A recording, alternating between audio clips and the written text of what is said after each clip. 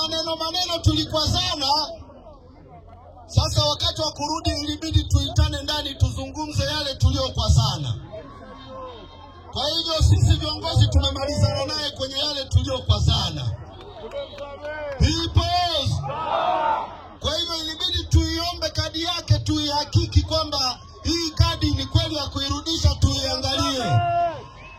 Kwa hiyo kadi hii tulipoikagua tukagundua kweli ya kuirudisha. Huyu mwanachama anaitwa Dr. Wilbrod Peter Slaa.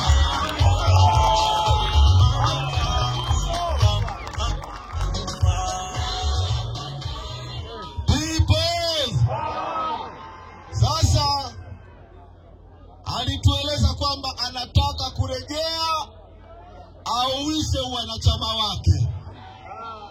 Tukamwambia sasa, kwa sababu uliondoka mbele ya vyombo vya habari na watu, basi itabidi urudi mbele ya watu hivi watu wakuone. Sasa kwa sababu tumeshamalizana naye, ninaomba kwa hatua ya sasa, Mheshimiwa Mwenyekiti, tufanye tendo moja tu la kumpokea, alafu yeye mwenyewe atakuja kuongea na ninyi wa Tanzania hapa kwa dakika chache. Sawa? Kwa hiyo naomba Mheshimiwa Mwenyekiti tafadhali usimame nikuombe tafadhali, na kwa ishara ya kumpokea, na kama mmemkubali na kumpokea tena Dr. Wilbrod, nisikie kelele za wanachadema. Kwa Mheshimiwa Mwenyekiti, ninaomba kwa ishara ya kumpokea Dr. Wilbrod Slaa, ambaye sasa atatengenezewa na kupewa kadi yake ya kidigitali, ninaomba umbalishe bendera ya chama iwe ishara ya kumpokea na kumkaribisha tena Chadema mbele ya halaiki hii na Watanzania hawa. Karibu sana Dr. Slaa. Asante. Naibu Katibu Mkuu, asante.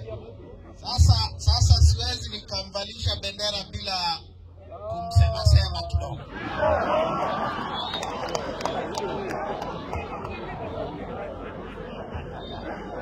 Siko sawa. Kulikuwa na makwazano fulani, au sio? Tukafarakana, tukasemana vibaya. Sasa kama anasema nataka kurudi, naomba yaishe. Naomba tunasemaje? Hapana, nenda zako.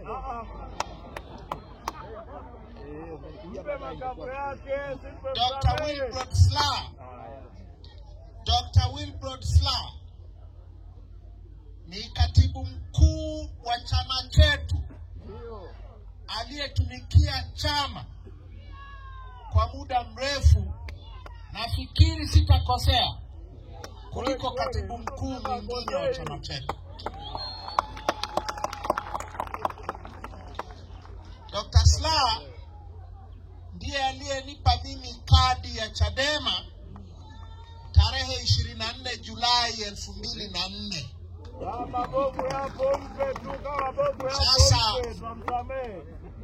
kwenye kipindi chake, wakati mimi naingia, tulikuwa na wabunge watano au si, 4 wa majimbo, 1 wa viti maalum. Bado baba yuko mbele hapo. Tukaenda kwenye wabunge 11. Tukaenda kwa wabunge 48. Tukaenda kwa wabunge 2015. Tukaenda kwa wabunge 72 wa Chadema na 117 wa Ukawa.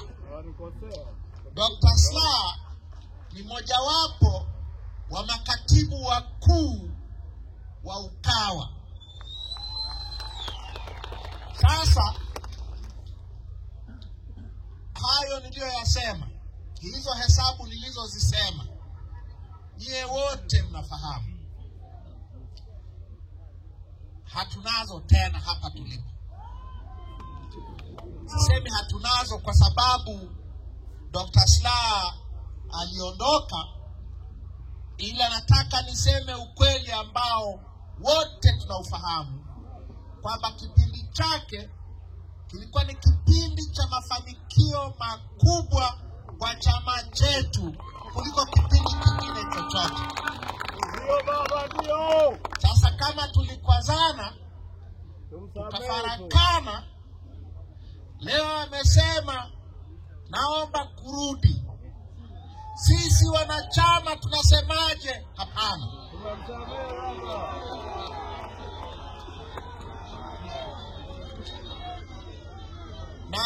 Na la mwisho kwenye hili, hatukumfukuza,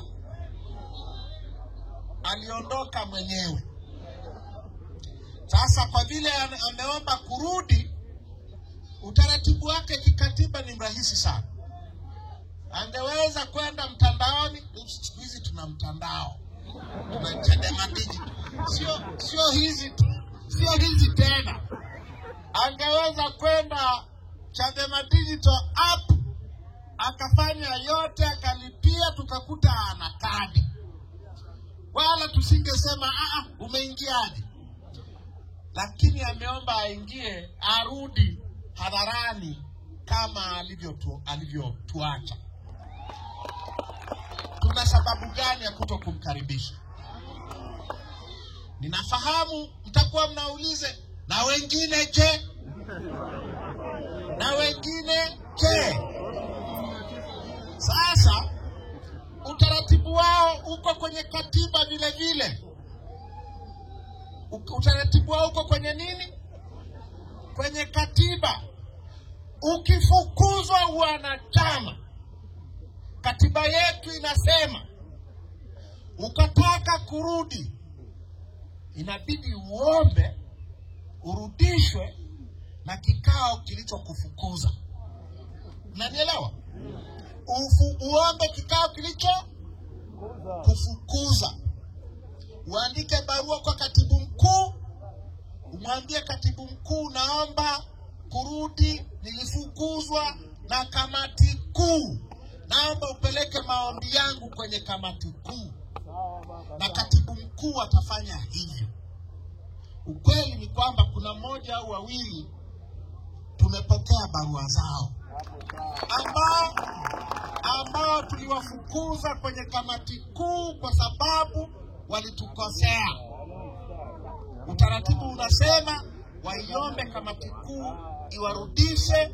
Wawili wameshaomba. Kama kuna wale wengine hawajaomba, na nafahamu hapo, halafu wananifuata mimi nyuma hivi, wananilobi. Wafuate utaratibu. Tunaenda kwa nini? Tunaenda kwa utaratibu. Waandike barua kwa katibu mkuu, waombe kamati kuu iwarudishe, na imeandikwa mahali, kwani akiomba msamaha si anasamehewa? Akija akasema nimekosa mimi, anapiga kifua hivi. Sisi ni wabaya kiasi gani kutokuwa kuwasamehe? Utaratibu ni huo. Sasa Dr. Slaa, ningekuwa na kadi ningekupa, lakini kwa sababu sina, naomba nikukabidhi hii bendera. Wale watu wa system huwa wanafungana skafu, mimi nakukabidhi bendera. Karibu sana. Karibu sana. Halo.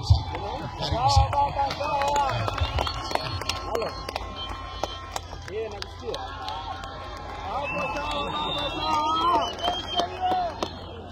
Na amesema anataka aseme neno moja. Karibu. Mheshimiwa Mwenyekiti,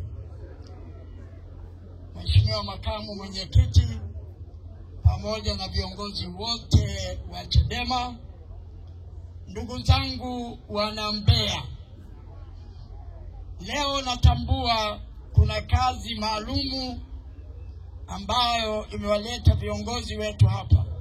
Kwa hiyo sitaki kutumia muda kuzungumzia hiki ambacho kimefanyika sasa hivi. lakini kwa heshima na taadhima nimshukuru sana mwenyekiti wa chama pamoja na viongozi wake akiwemo naibu katibu mkuu hapa. Mimi naomba radhi kwa sababu kama kuna mkaruzano ni wa watu wawili. Kama tumekwaruzana tukitaka kurudiana tunaomba msamaha. Mimi niombe msamaha hadharani.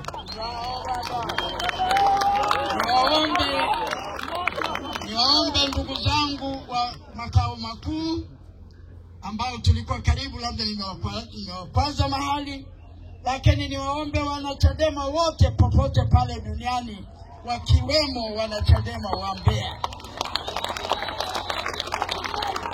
Historia ya mkaruzano ni historia, na historia huwa inaandikwa. Sitaki kuzungumzia leo kwa sababu ninajua kuna kazi maalum leo imetuleta hapa.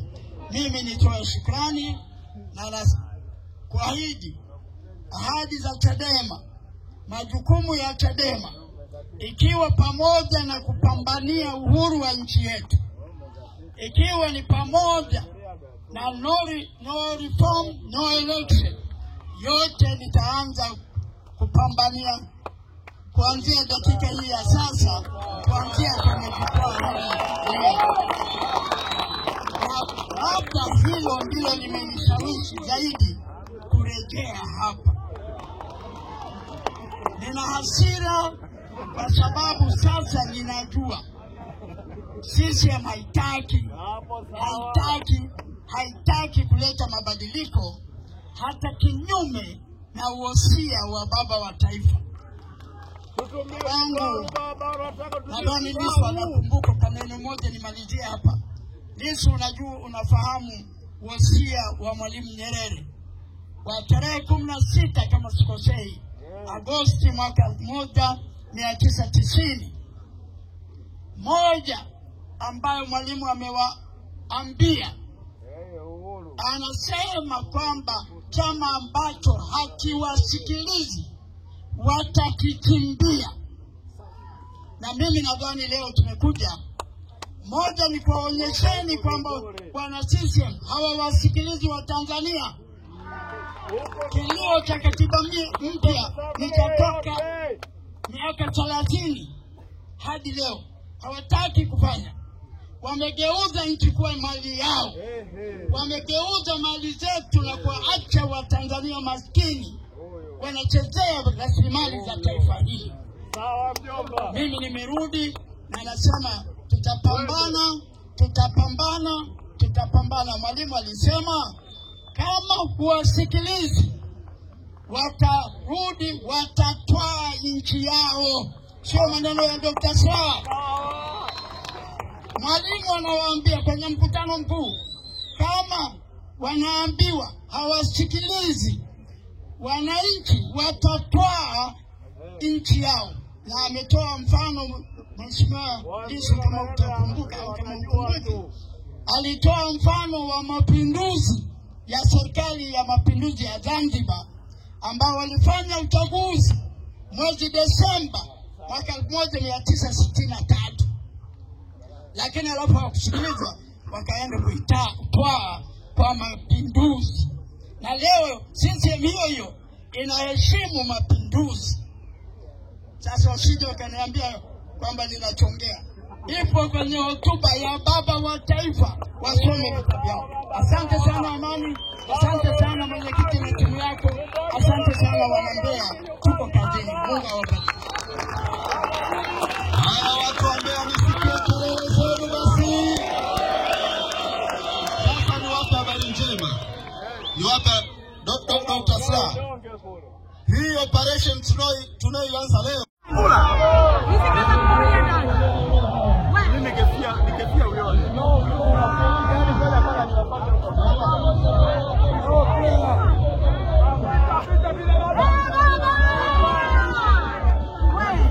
Hapa mami tupu.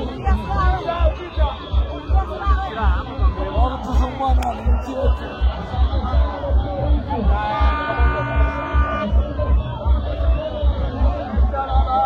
Wanaomba nani wewe?